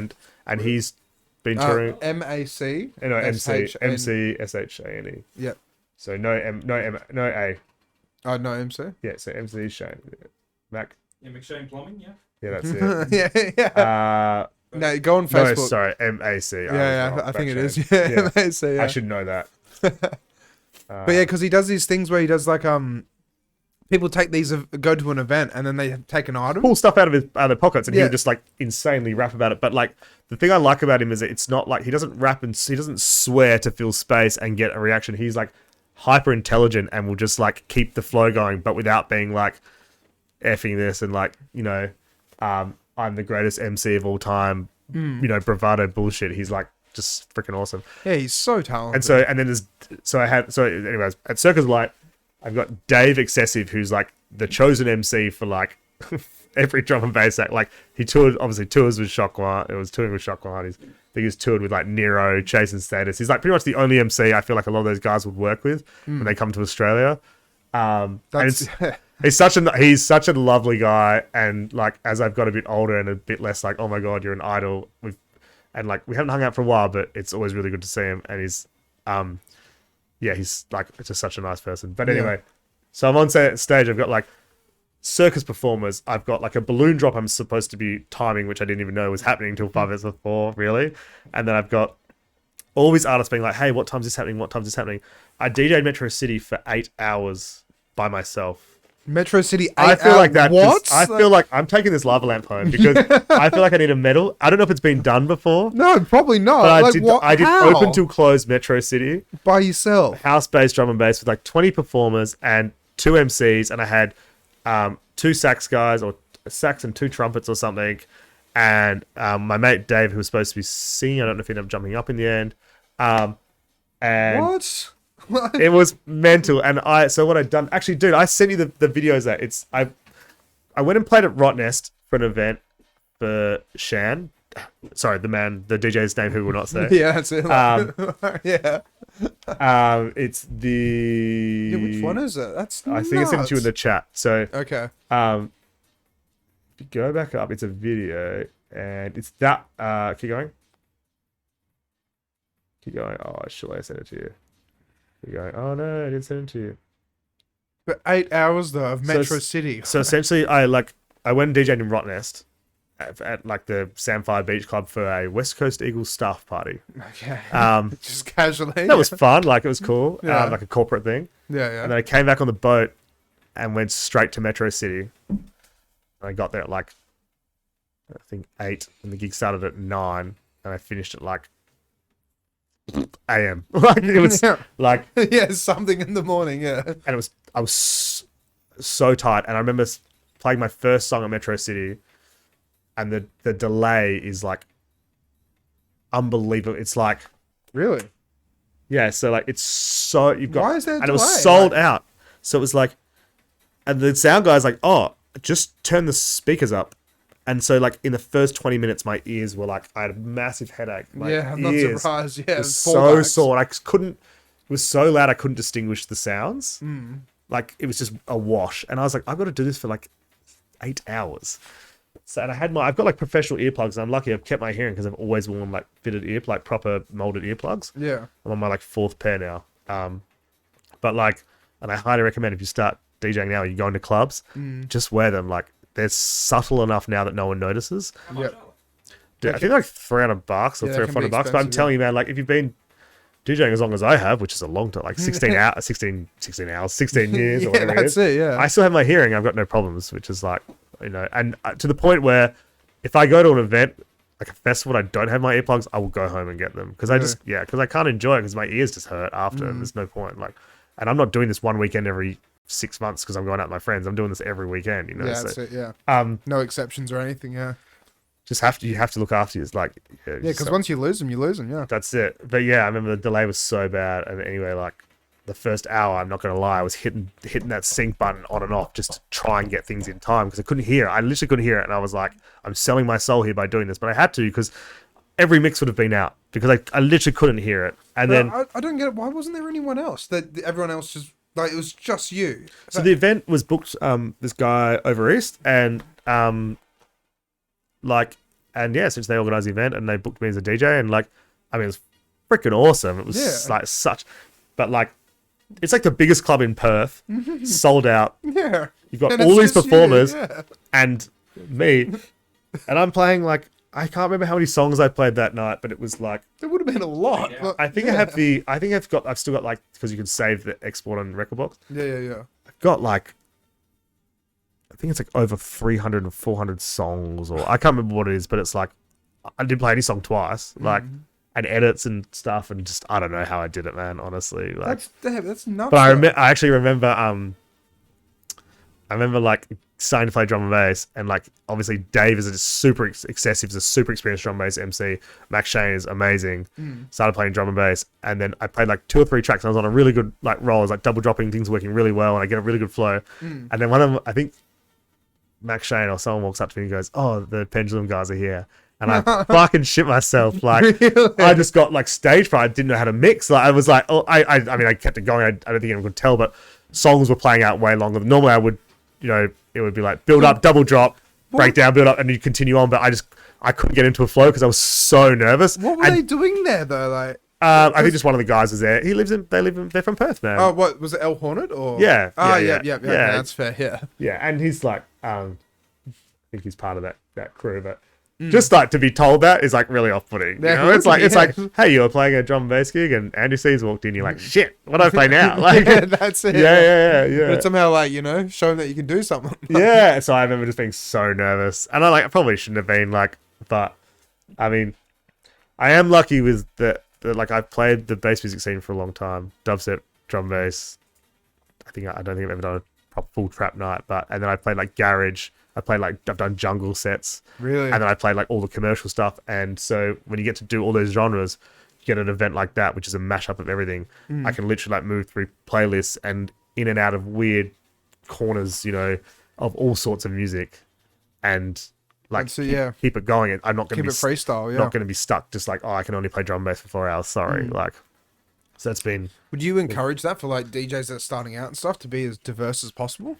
I 100% think like it makes you a better DJ. Like, so, when I've had students, and I did some one-on-one teaching for quite a while, and I did the Your Shot thing, obviously. But the hardest genre to mix is hip hop by far. Really? Because they don't follow generic. A lot of the songs don't follow generic rules. Before there was no intro outro edits that you can get. Off record pools or anything like that. It was like, yo, I got a fake ID, dog, and then the song just starts from nowhere. That's so it. you couldn't save a cue point, like you had to like find it on my Newmark Access 9, and you couldn't skip forward and backwards or beat jump or anything like that. You just had to play the song. So and like that's why I was so impressed by people like DJ Rectangle and someone like Zeke, who's just like them moving seamlessly through it. Bring them up. But that's exactly it. Like, rocking in the chair. Oh my god, he put it up. But I do agree though, because it's like, for example, like Crisscross Jump, that classic, right? Yeah. Turns out at the end of that song, when it's fading out, there's an 8-bar loop. Right. So what you do is you just keep using that 8-bar loop or that cue point there, and then what I do is I jump to like a part where it goes like so wickety whack, and then go back to the beginning. Yeah, that's the only way you can do it. You have to like juggle it. Now there's record pools, right? So you can get intro, outro edits. You can make stuff as well, and you can do like perfectly quantized loops. Like before you're doing in and out, and if you don't hit it right, it moves a little bit too far, and then you're out straight away. That's it. But now it's like you go on Record Box, you do your pre-work. It's quantized. Yep. Can't really mess it up. But I'd say the expectations change, right, for DJs. So back in the day, which was a Tuesday, back in the day, like, so I remember going to Amber, and you're impressed because the DJs can mix two songs together and they hold them together, and it moves pretty seamlessly. That's it, yeah. And that was the skill of a DJ. It's like, it wasn't even like the songs were important, but the skill of a DJ was obviously getting those songs together. And I probably missed a whole era where people sitting there going, well, the skill of a DJ before that was like just making their bed in the morning. But it's like on 2 record players, or whatever, tape players. But the skill of a DJ was literally just like having the tracks actually be in time and also make sense, like in terms of phrasing and story wise. They didn't just cut in and out around the song. That's it, yeah. But now that's the bare minimum, and it's expected that everything's perfectly beat mixed. Like you don't often hear DJs train wreck anymore. Maybe I've just been lucky enough to be around really good DJs. Just all you do is just double tap sing. You can just double tap sing if you need to get out of jail free. But like, and you've done your prep. But like, that's it. Yeah. Like. Don't have me like that. Yeah. Look, honestly, like the expectation isn't anymore that you can beat mix. I think it's that they get to hear their song now, and it's like you're playing. Sadly or not sadly, it's good for venues, but in terms of DJ's soul, a bit, it's like you're playing songs that everyone likes. I remember the magic of you go to a club to find songs you'd never heard before, and I spend the whole time. This is before I think Shazam originally was like a phone service. You would call up like 1-800 Shazam, and you could hold it up and they would tell you the song. Really? Back in when it first started. Yeah, okay. It's like before. And they charged an absolute arm and a leg. Yeah, it's like when Crazy Frog was probably $5.90. If you didn't SMS stop, your phone credit would die. Buy ringtones, like ads on the internet. Everything. Yeah, that's it. So, like, does home shopping still exist? Well, one thing I really wanted to ask then as well, because it's like, I 100% agree, but then how do you feel about Perth being in a weird bubble? Because when I say it's like a weird bubble, you can still go out to a pub, bar, nightclub. You still hear Flow Rider Low from 2006 or Hey, whatever. use that example yesterday. I feel like you love that song. Yeah, no. Um, Okay, or like, Nicki Minaj Super Bass from 2012. It's a good song. I haven't played it for a while, actually. See, like, in my honest opinion, I reckon as soon as that song got made, like, as soon as that got released, the music industry started taking a bit of a dive. Look, like, there's no doubt that Because it's all so changed now. it just depends in the circles you move, though, right? So I know that there's still drum and bass nights running. There's still like bush doofs running. There's still those subgenre nights going. Yeah, and techno and house. The And thing whole is, lot, though, yeah. like, and I love that for my own soul cleansing, and I love playing like sometimes a set like a set like that. That's what I listen to because it's like refreshing. Like, Yeah. it's not just the generic radio stuff. But I would say like I've made a way better career and had a lot more fun selling out, and playing popular music. That's it, yeah. It's opened so many doors for me. Like I got to play like I would be playing like deep dubstep nights, like I said, to 30 people with an MC or a drum and bass night supporting an act, and I mean, look at the opportunities I've had to do that. But I didn't get paid a lot doing it. Exactly, You know, you're still playing a 1 hour set Yeah. and it's still a business. But now I get to travel and I get to go and live in Europe and, So do you change up your, like, when you went and played in Europe, did you play similar stuff that you play here, or? well, it's funny because in EOS it's like all Aussies anyway. So like, Yeah, so that's what yes, they wanna I did hear play anyway. exactly the same stuff. But Yeah. and then there would be like a European summer song that everyone gets into. Like I'm pretty sure like it was Despacito, and then it's like Right, of Magente, course. you know. Yeah, like, of course. Yeah. and then I Could you get the music back up again. Danza Kuduro, you know. Yeah. But like my goal as DJing was always to travel and DJ, and I got to do that not by. I was producing for a long time, and that never got me anywhere. See, that's what, like, I have always thought, like, with producing, you got to be the next Flume. You got to be the next Pendulum. You got to be the next Knife Party. Like, you can't, like, you don't. With the same people. Yeah, Yeah. But it's been like, you got to make something completely new no one's ever heard before. This is the thing with production, right? And like I love producing, and I'll be that kid who go to a festival and like want to go home early and just stay out and produce. And it's like it's hard to be different because you're influenced by music, which is why you're producing. But like, there's not many jobs in the world where you could spend. I'm sure I've heard this. It might have even been a Shock One Carl anecdote, but it's like, and it's either resonated with me or I thought exactly the same thing and I totally agreed with him. But it's like, how many jobs can you go to and work for 10, 15 years of your life, and you could be doing 10-hour days, 5 days a week, and earn nothing? Yeah. And then you become really good. And there are a lot of really good producers out there. And an example I always give is on Spotify, there are so many, and like you hear those like gym radio stations, like, and there's like covers of electronic songs that are so similar that you can barely hear that it's different, that it's been remade. Then you think like, why, if they're that good at remaking that song, do they not just produce their own music? Because they're already at that standard. But it's being a producer is like, and obviously massive hats off to any producer that makes it, but it's like, yeah, you could be doing that every day and get nowhere, or you could be doing it every day and get signed to a label and be popular for 1 month, or you could be popular for 3 years, but you spent 10 years trying to get up to it. And so how do you get back those 10 years? And then it's kind of like, it must be like really hard. And also it's probably really freaking lonely. Like you're sitting by yourself making music, right? Like, it's social when you want it to be, but when you're actually, say if you're making an album and you're a solo artist or producer, fuck, you're spending a lot of time by yourself, like in front of a computer making music. And like, massive respect if you can make it that way, but also it can just be what's hyping on TikTok that week. And if you're not the hype on TikTok, but you spent 10 years making it, you've just missed out. Like that sucks. You know?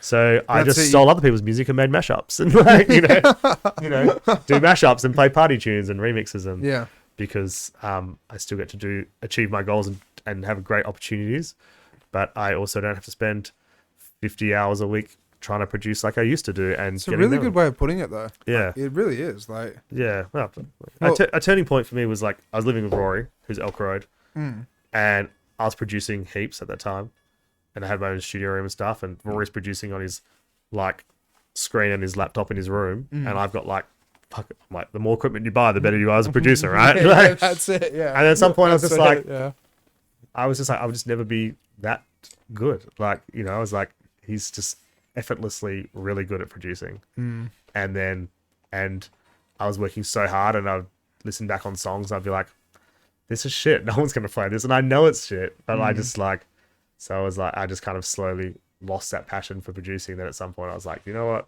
I'm not gonna spend my time anymore producing. I'm still gonna try and achieve my goals, and I'll make mashups for the gigs I'm playing, and that's gone way better. Like it's gone a lot better. He's been like Pony Sandstorm mashup goes off, mate. Like yeah. And so how do you release them? Just on SoundCloud or like? I don't even release them, honestly. Like they're just for first your of all, own personal. Yeah, like first of all, I don't own the songs. I didn't make Pony or Sandstorm. Yeah, that's it. Yeah. Although I did order a Darude vinyl, and it broke in the mail, and I'm still. I know I'm still waiting for him to, come over and sign it for me one time. He did play in Perth, and I missed the gig because I was away. But it is my goal to get that broken vinyl signed once. Yeah. But yeah, like, I just. Well, it's a good way of putting it, honestly, because. Like, for example, I tried to do producing for about 3-4 years. Yeah. But I just could never even make a single track. Like, I could just make like beats and stuff, but I couldn't get my head right around it. And I was really considering, like, going to Lab 6 and training and doing this and doing that, but I'd have to spend the money. And then, like, the DJing was taking off, playing bars and pubs. Yeah. And I was just more happy just going out and making people smile and dance and have a good time playing commercial shit. Yeah, like a few times, like, I, paired up with people who were really good producers, and the whole idea was that I would probably go and DJ, because like I'm obviously, I'm okay at DJing. I don't want to play after Excision, that I'm obviously an okay DJ, right? And then, but I know that I'm like not a great producer, and I was like, sweet. And some people are really good producers, but they don't want to be the front person. That's it, yeah. And sometimes there'll be like a producer that might produce for 3 different acts as their, but they do all the music. And then look at Swedish House Mafia, right? Right. It's like 5 guys up there. Yeah, they not all sit in the studios by themselves, I'm sure. That's it. And like one of them's probably the DJ, and the rest are just like Tiesto was making trance for years, and all of a sudden he's making really commercial pop music. Like that's amazing. How do you have so many skills? Like that's it. Yeah. Not paying ghost producers or anything, right? Who knows? Yeah. Like, but yeah, and to be honest, like let's be honest, music is a business, and if you pay a ghost producer but you use the Tiesto branding and you release a song that goes really well, that's the end goal, right? It's a business. So that's it. Well, see, that apparently with Fisher, the story is that he actually paid, I think, Diplo to help make him make Losing It. I'm pretty sure. There's or someone like some other, I can't remember who it was, but like that's a classic story. But like, look, I would say that someone like Fisher's like one of the most successful musicians in Australian music history for a long time. Like, look at him, like. He's hyper marketable. He's a freaking entertaining guy. That's it. Doesn't matter if he can produce or not. He's obviously learned how to DJ. Yeah. Like, yes, if you look at the song structure, they're all quite similar. It's all similar BPM. It's probably not rocket surgery to play it, but like, look, he's playing way better gigs than any of us. Like, it works, and it's. But that's what I mean. Like, he helped reinvent the genre of tech house, basically. Yeah, and massive in Melbourne. Like, I can't remember. Everyone, Chris Lake or something. Yeah, that's the guy. Yeah. But like, and I've heard that, obviously that story so many times, but it's like, that's just what it is. Like, I don't hate him for that. Like, no, of course if I can find, like, I think that's, it is what it is, and it works. And good on him. Like, he's doing a great job, and he's having a great time, and that's it. But it's exactly as you said. It's a business. And it's all about marketing, almost. Like it is, and that's what I'm saying about producing. Like, I try so long to produce, but then you got to realize, like, producers, like, they can't just be producers anymore. They got to be marketing, right? And these days, I think, like, to market, you have to be like on TikTok, for example, and then it's like you have to produce songs to be on TikTok. Well, see, this is what Anton told me forever ago when I first started going to Death Disco nights, where it's like, if you want to be a successful producer or a successful DJ, you got to be a DJ, you got to be a producer, you got to be a graphic designer, you have to be a business marketing manager as well, like manage your own business. You have to be a networker and like social media influencer, basically. And you got to be able to have a crowd, like you be able to go to an event and guarantee 70 people are going to come through the door. Because like sometimes, like, like I openly got told by them, it's like, we would book people because they can guarantee people to come through the door. That's a real Melbourne thing as well. I reckon it's around world. Probably happens everywhere. I've been lucky. Like, I remember going to Melbourne and a certain event, which I won't say which it was, but it was like, you can come and DJ for us if you can bring 50 people here on a night on your guest list when you're not DJing.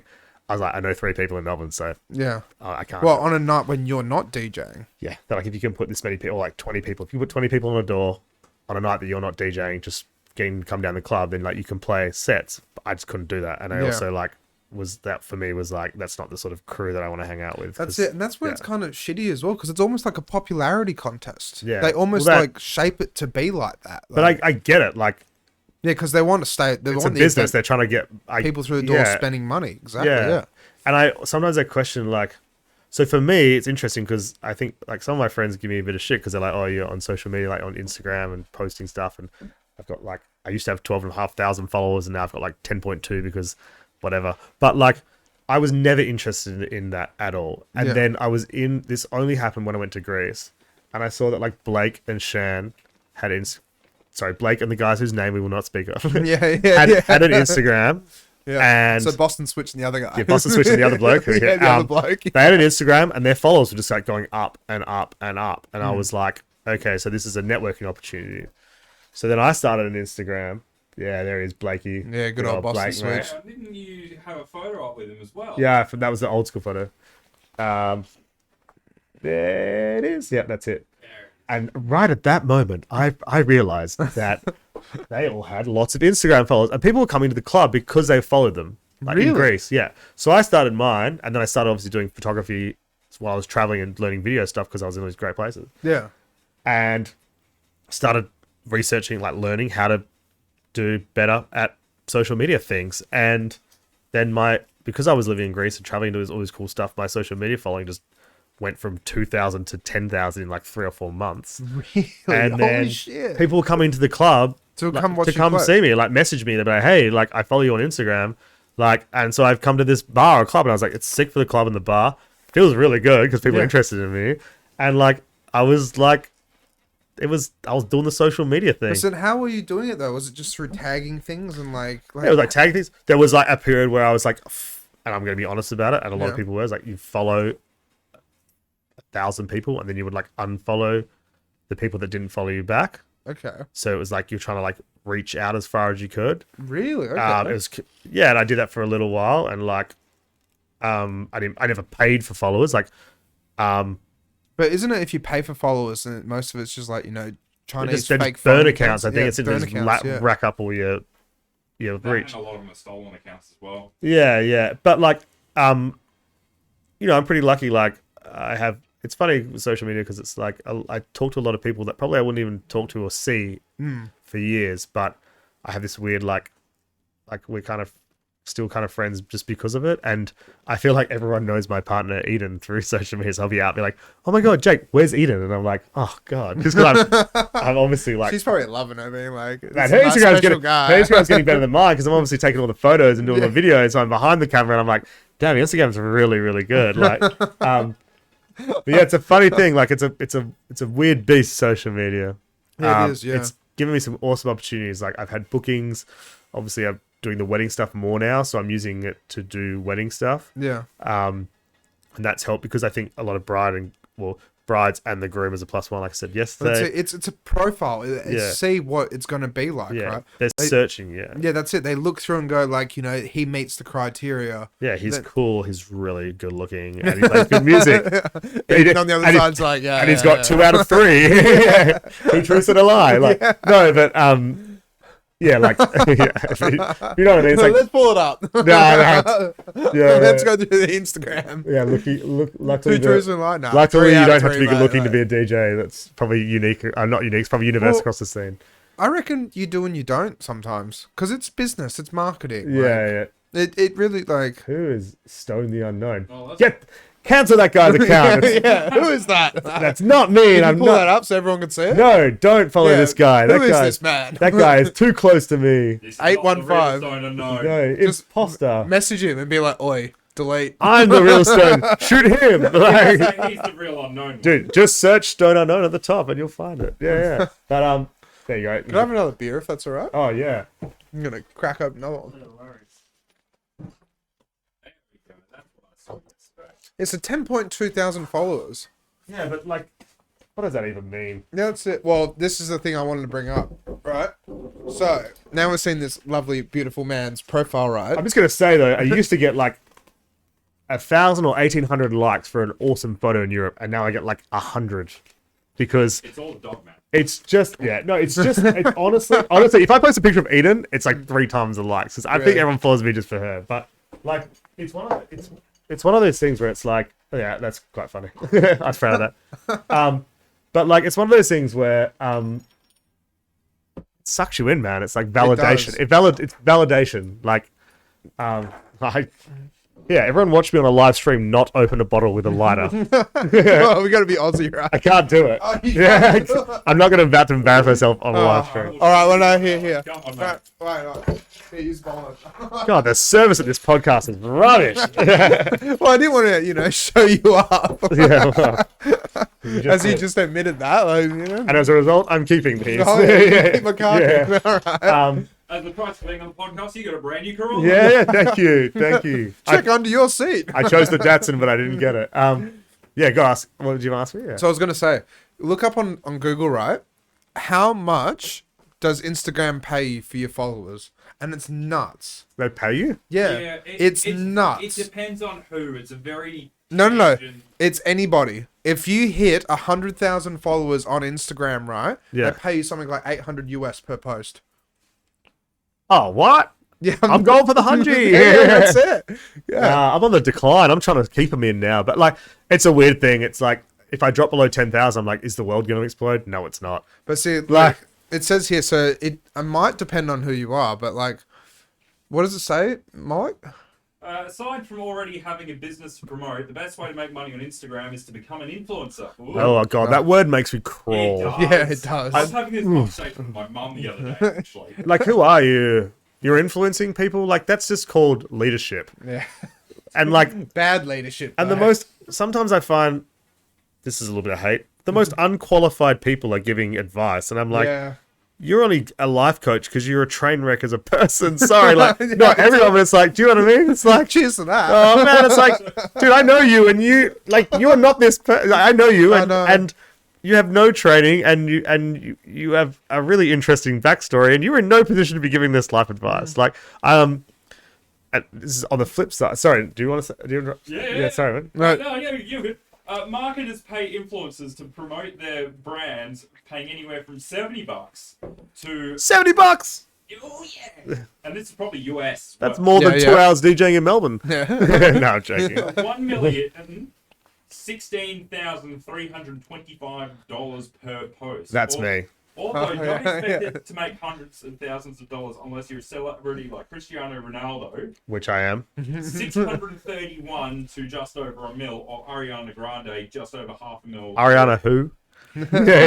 Yeah. Pretty grand from what I hear. Yeah. She's talking about life coaches.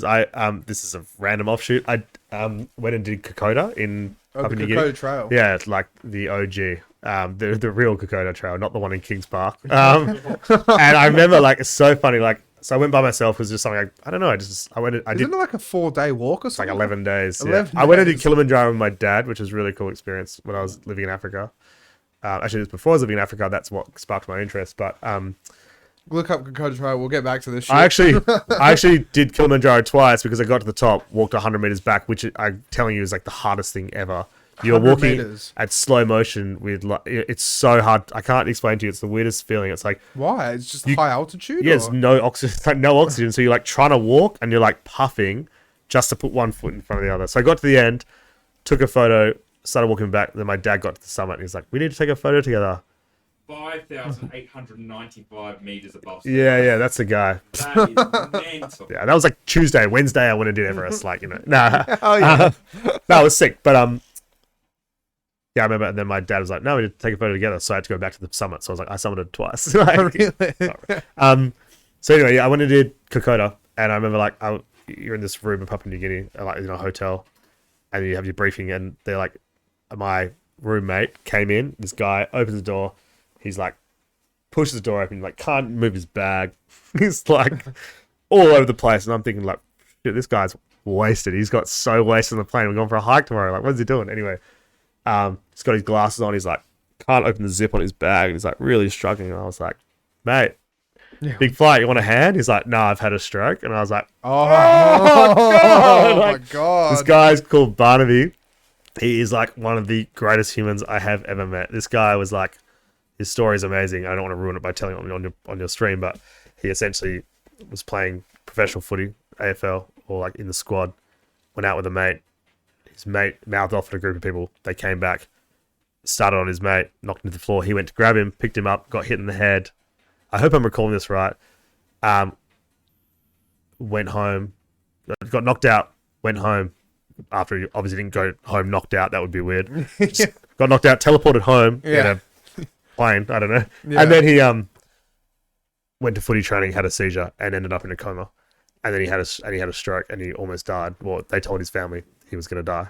Sorry, Barnaby, I've just ruined your whole speech. But like, sorry to hear. No, like Barnaby, yeah. But like, and so now he does like talking tours, which has been really impactful and interesting. It's like about appreciating what you have now, because if you don't have it tomorrow, all you want to do is be back to the same person that you were, instead of like always striving to move to the next thing. It's like you have your arms and your legs and everything works, and you should be happy now. And like, just like seeing this guy do Kokoda, who's had a stroke, like half of his body pretty much doesn't work. Yeah, he walked the whole thing, like bloody inspirational. Like, yeah, it would have been freaking. Yeah. And also one of those guys that's frustratingly like, just so, people is like, they're just so nice and they have every reason not to be. And you're just like, God, can't you just be angry at one thing? Like, you're just like, just so humble. Just and hate traffic or something. Yeah. Like, wouldn't say anything bad about anything. So shout out Barnaby. 96 Ks. And it's like muddy. Dude, I found a bullet in the mud on Kokoda. Like, yeah. Oh, that was all time. Like a classic bullet kind of thing. Like just a rusty bullet sitting in the yeah, wow, okay. Or like a round in the mud. Yeah. And it was like just there. Man, that's an experience if you have I didn't DJ in Papua New Guinea, or there's no gigs on Kokoda Trail. But yeah. I mean, you could set up a gig though. Yeah. Absolutely not. That would be so disrespectful. But like, yeah, that is an experience. If you are an Aussie, you should 100% do. Did you have to train for it or anything like that at all? I did train for it, and then you don't really. It's actually just like a long walk. It's not physically crazy. You can do it. Okay. But just the history and like just Did you go on it with a guide or anything like that? Yeah, there's like a group of, it's like 10 of us and a guide. Got the name of the company, but the leader was called like Shane. And was it expensive to do? Because you have to pay to go. Do you know what? It might. I don't know what. Yeah, you have to pay. I don't know what it was, but it was worth it because I don't remember the cost, and it was a bloody epic experience. Yeah, well, that's it. That's And like it's Sorry, I do know from school. One of my teacher's mates ended up like fainting out in the middle of there. And from memory, they had to pay about, I know it was 5 figures to get helicopter. Well, that's a medevac helicopter. Yeah. Yeah. Or a plane, which is expensive. Yeah. But yeah, people do die on the track when they're doing it. Like, really? Just, I guess, some bits are pretty hard, but it's a really good experience. Highly recommend. But that's not DJing. Sorry. That's amazing though. It's interesting. So, yeah. So, trying to jump back on track. I know, sorry. No, it's fine. Welcome to my life. Well, as I said, you've done so many interesting things. That's why I wanted to talk about all this cool stuff. Yeah, it's kind of weird being able to sit here and just tell stories about people being like, why is it all about you at this barbecue? Well, like I said, like, yeah. Oh, is it 1 hour 22 already? Wow, dude. Yeah, shit. Part 3? About your nursing, mate. Part 3, yeah. Well, good, I can avoid it. No, yeah, like. So, we can talk about the nursing as well, but like, so what other gigs have you done and what other festivals and like, because like we've talked a lot about all that sort of stuff, but like, so you never did bookings or anything? So now I book for, so I was living in Broome last year with my girlfriend nursing and the hospital up there and playing at a classic club or bar. It's called the Rowie, the Roebuck Hotel. Yeah, there's quite a few people up there. Right, it's been there 100 and something years. It's like the old Pearlers pub. Oh, really? Like, it's cool. Like at 5 o'clock in the week, there's this guy. He's like an old Japanese pearl diver. Comes in with his crutches and sits down and has his beer. Like still, he's been probably doing it for. He's probably 100. Like he's really old. Like, but just amazing that history is like it's probably the last remaining person of that history that comes into that. But so essentially I was there last year and I weirdly got an opportunity and to DJ there through the Matzo's. So there's Matzo's Unibia. Friend from Perth, a DJ from Perth, hooked me up with the manager from Matzo's, who's also a DJ called Dimas. Okay. Fantastic guy. Like, he's a awesome person. If you're in Broome, everyone knows him. He's like the queen of Broome. Like, he's an awesome dude. Does the funniest drag shows. Like, he's just such a character. He's a really, really great guy and a really good person I've met in my life. Like, really happy to have met him. Matzo's all time. Awesome stuff, awesome crew, great vibe. They do wicked Sunday sessions there, and Tuesday night open mic night. I'm telling you, like, there's a line down the street. It's so popular. Really? It's so cool, yeah. But anyway, he hooked me up with the Rowie, and at that time, I did a couple of gigs, filling gigs, and then the DJ I was working there at the time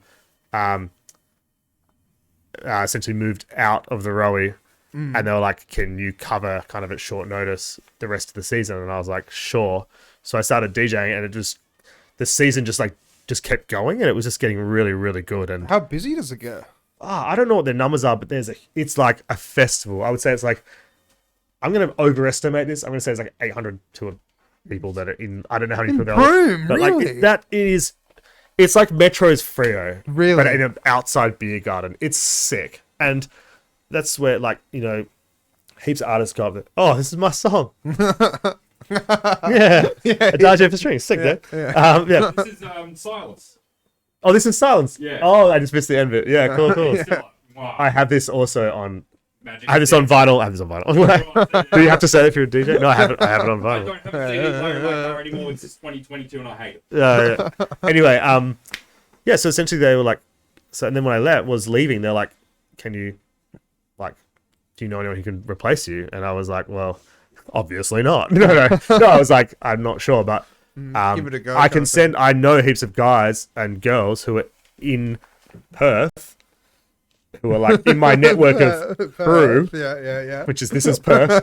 If you weren't sure, it's round. Perth is here. It's round and quite tall. Yeah. Anyway, yeah.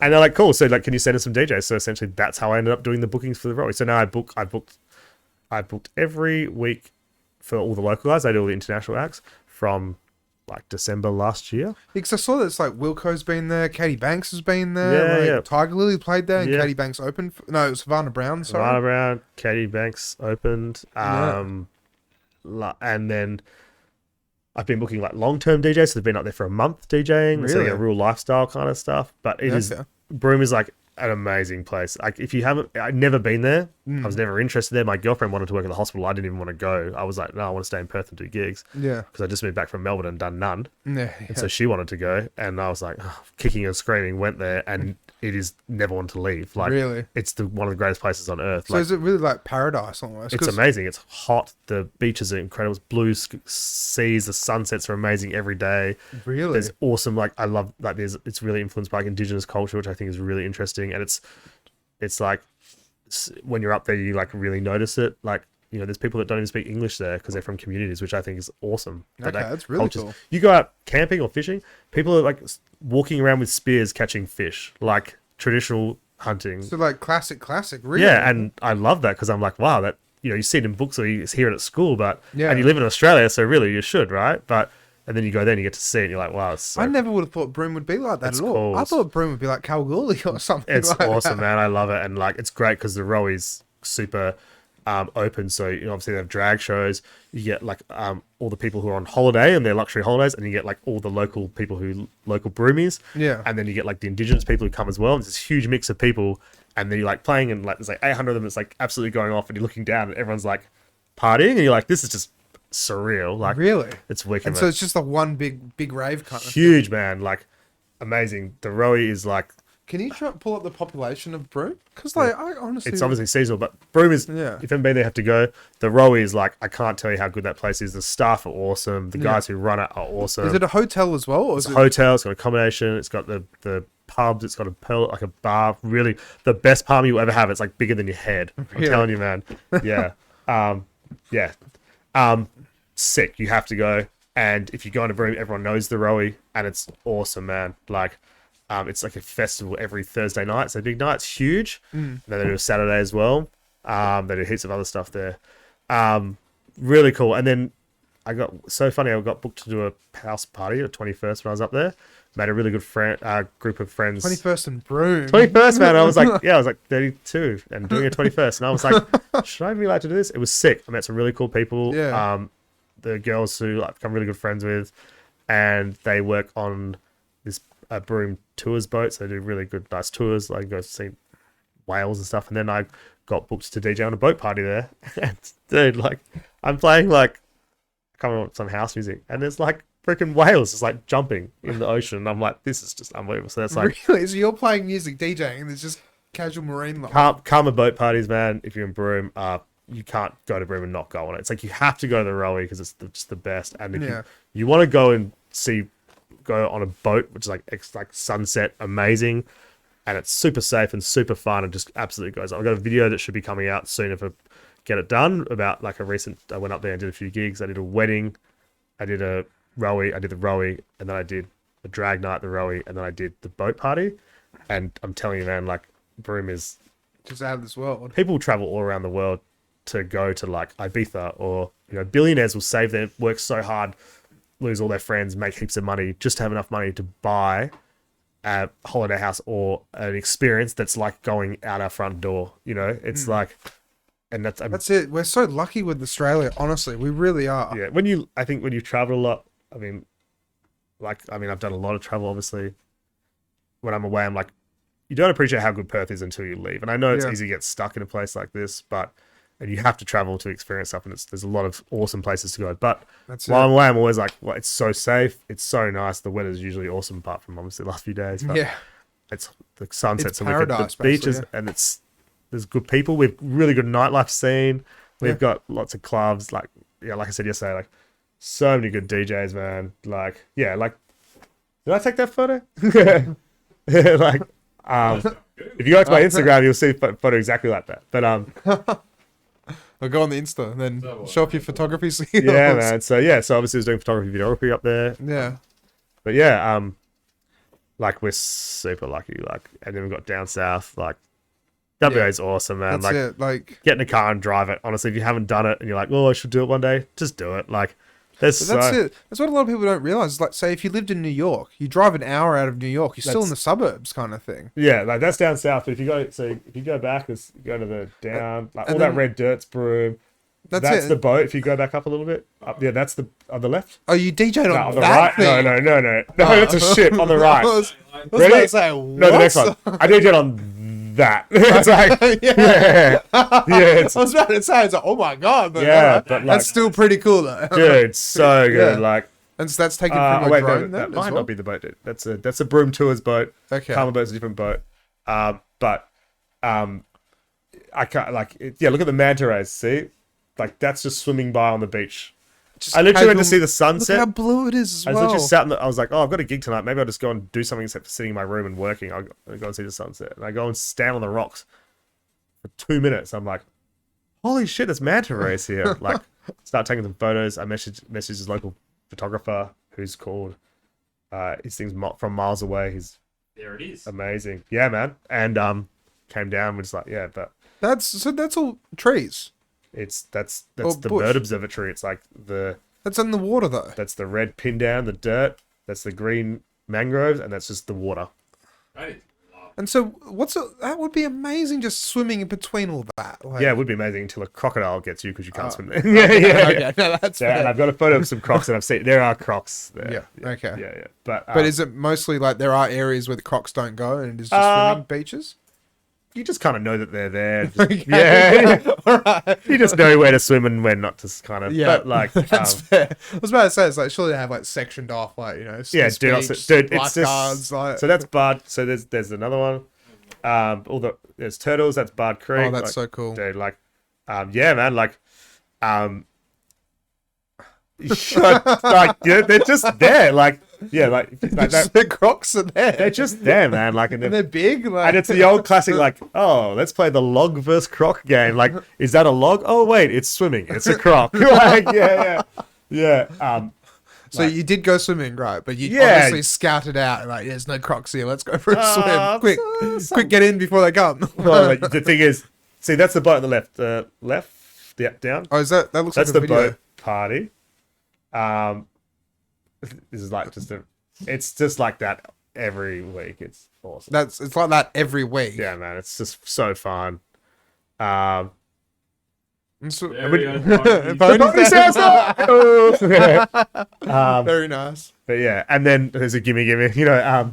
But yeah, like, you know, I obviously have to shout out because like I pretty much go to Broome because the I should shout out because I obviously am in Broome mostly because of the Rowie. They book me, I do the bookings with them, and I work with them. So like, this is obviously awesome. But like, I can't stress enough how good you have to go to the Rowie on a Thursday night, and it's controversial. They do a wet t-shirt competition. Oh, really? It's probably one of the only places that still do it. Honestly, to be totally upfront, I was really worried about it because I was nursing. I'm a pediatric. I've been working with kids so I was a bit like, I don't really want to be seen on stage at a wet t-shirt competition. It's one of those things that's so ingrained in the culture that if you took it away, it would probably cause a massive, or more of a riot than if you left it. Really? It's really unique to Broome. It's very respectful. It's like, because the security would just stomp it it's out. like no. Like, The MC Kim is a legend. She's a love. She gets up. She's like, rule number 1: don't be a dickhead. Yeah. No booing.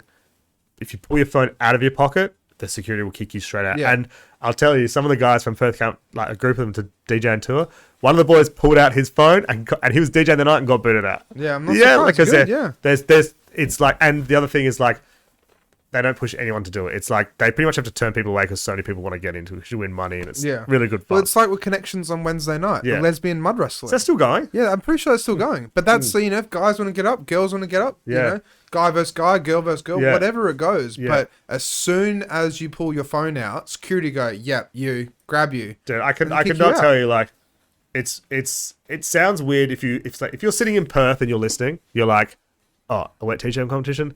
That's like, it's like a Me Too movement waiting to happen, right? Well, see, I'd get up there with the white shirt on and get down. Yeah, of course. they do guys want something, but like, Yeah. I'm telling you, when you're there, you're like, it's run really well. It's like, it's professional and looked after. And like, the girls have a great time. Yeah. Like, and it's all just drunken fun and have a good time, right? Yeah, and it's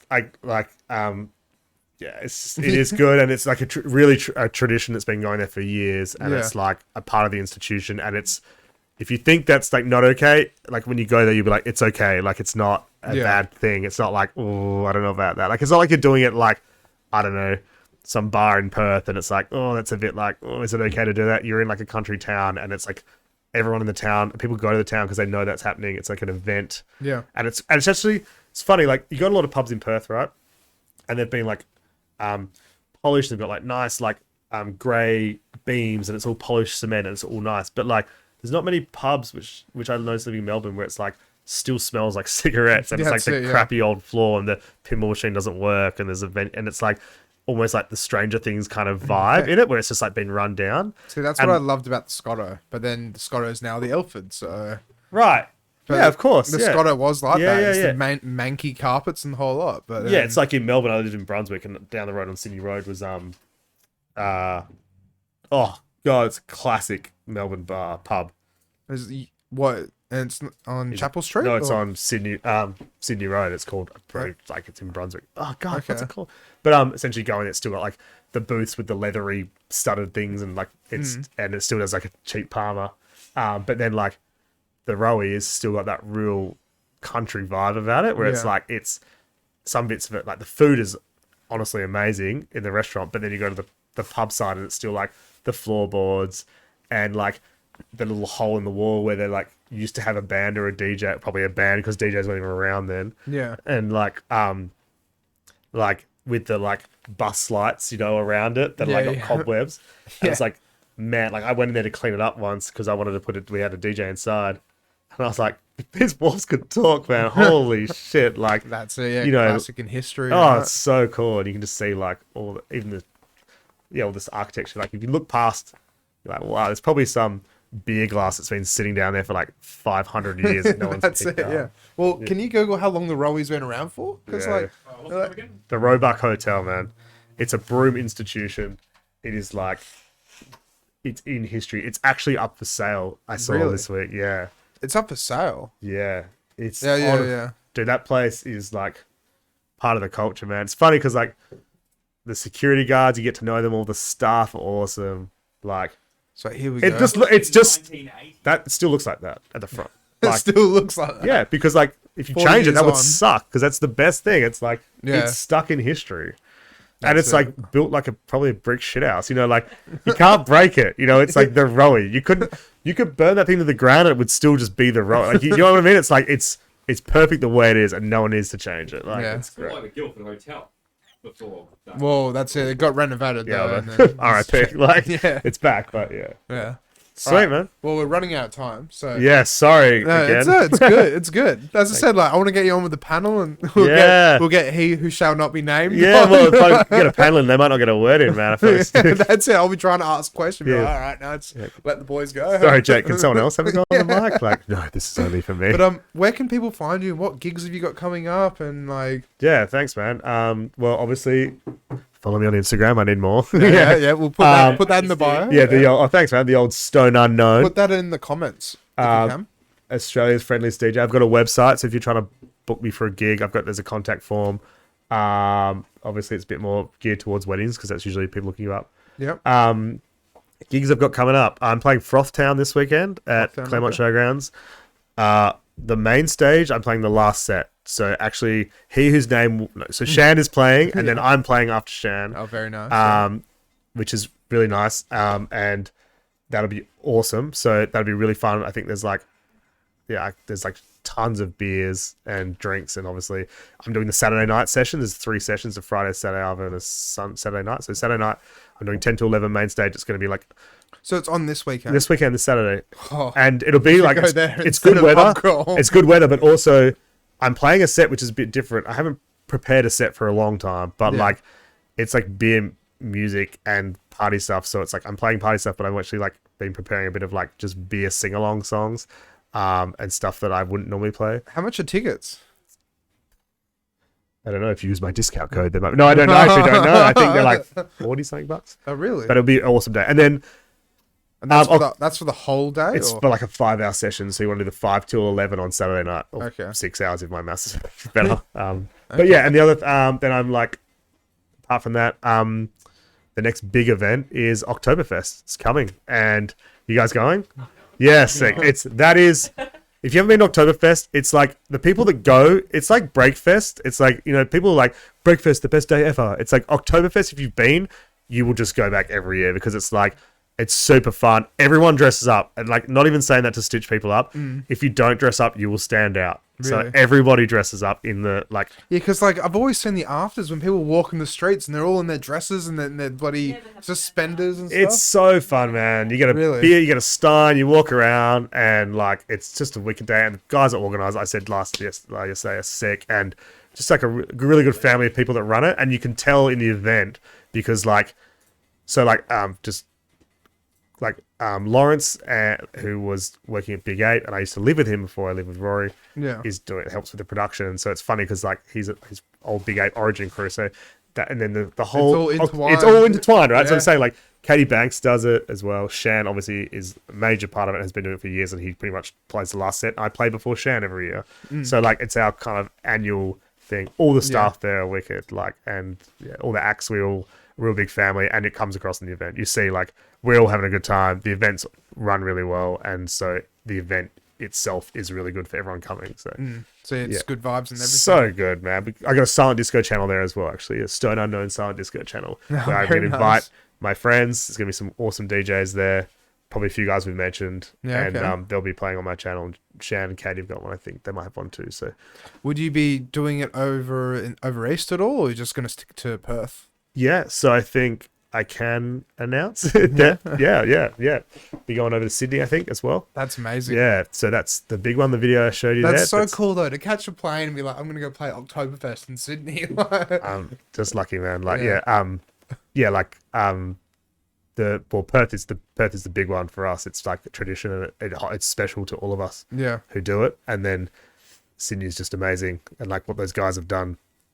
Such a cool event. Oktoberfest, like, sick. Everyone dresses up and you know, how many theme parties are there like that in Australia? Like, it's that's it. Yeah, like we do have a Halloween, but it's always in different events and different this is like one major event around people drinking beer and dressing up like in their funny German outfits. Yeah, like, that's it. Yeah, right. It's crazy. Yeah, but it's awesome. But apart from that, I play a few bars and clubs, but the main thing that I do is just say like, follow me on the Instagram, and I usually post what I'm doing up to, and then that will be on your stories. Yeah. And also, like, if you want to book me for gigs, like, there's nothing too big or small. I played a 40th last week to 25 people, and it was freaking awesome. And I played 20,000 people in Sydney. Yeah, that's it. And that's freaking awesome. So, some people are a bit afraid. They're like, oh, you might be a bit big for our event, but it's like, no, still me. I can still do it. And I'd like, you got a promotion going on too. Yeah, I said I'd offer $200 discount for anyone who books me for a wedding and plays this Casey Chambers cover of Lose Yourself, because it's sick.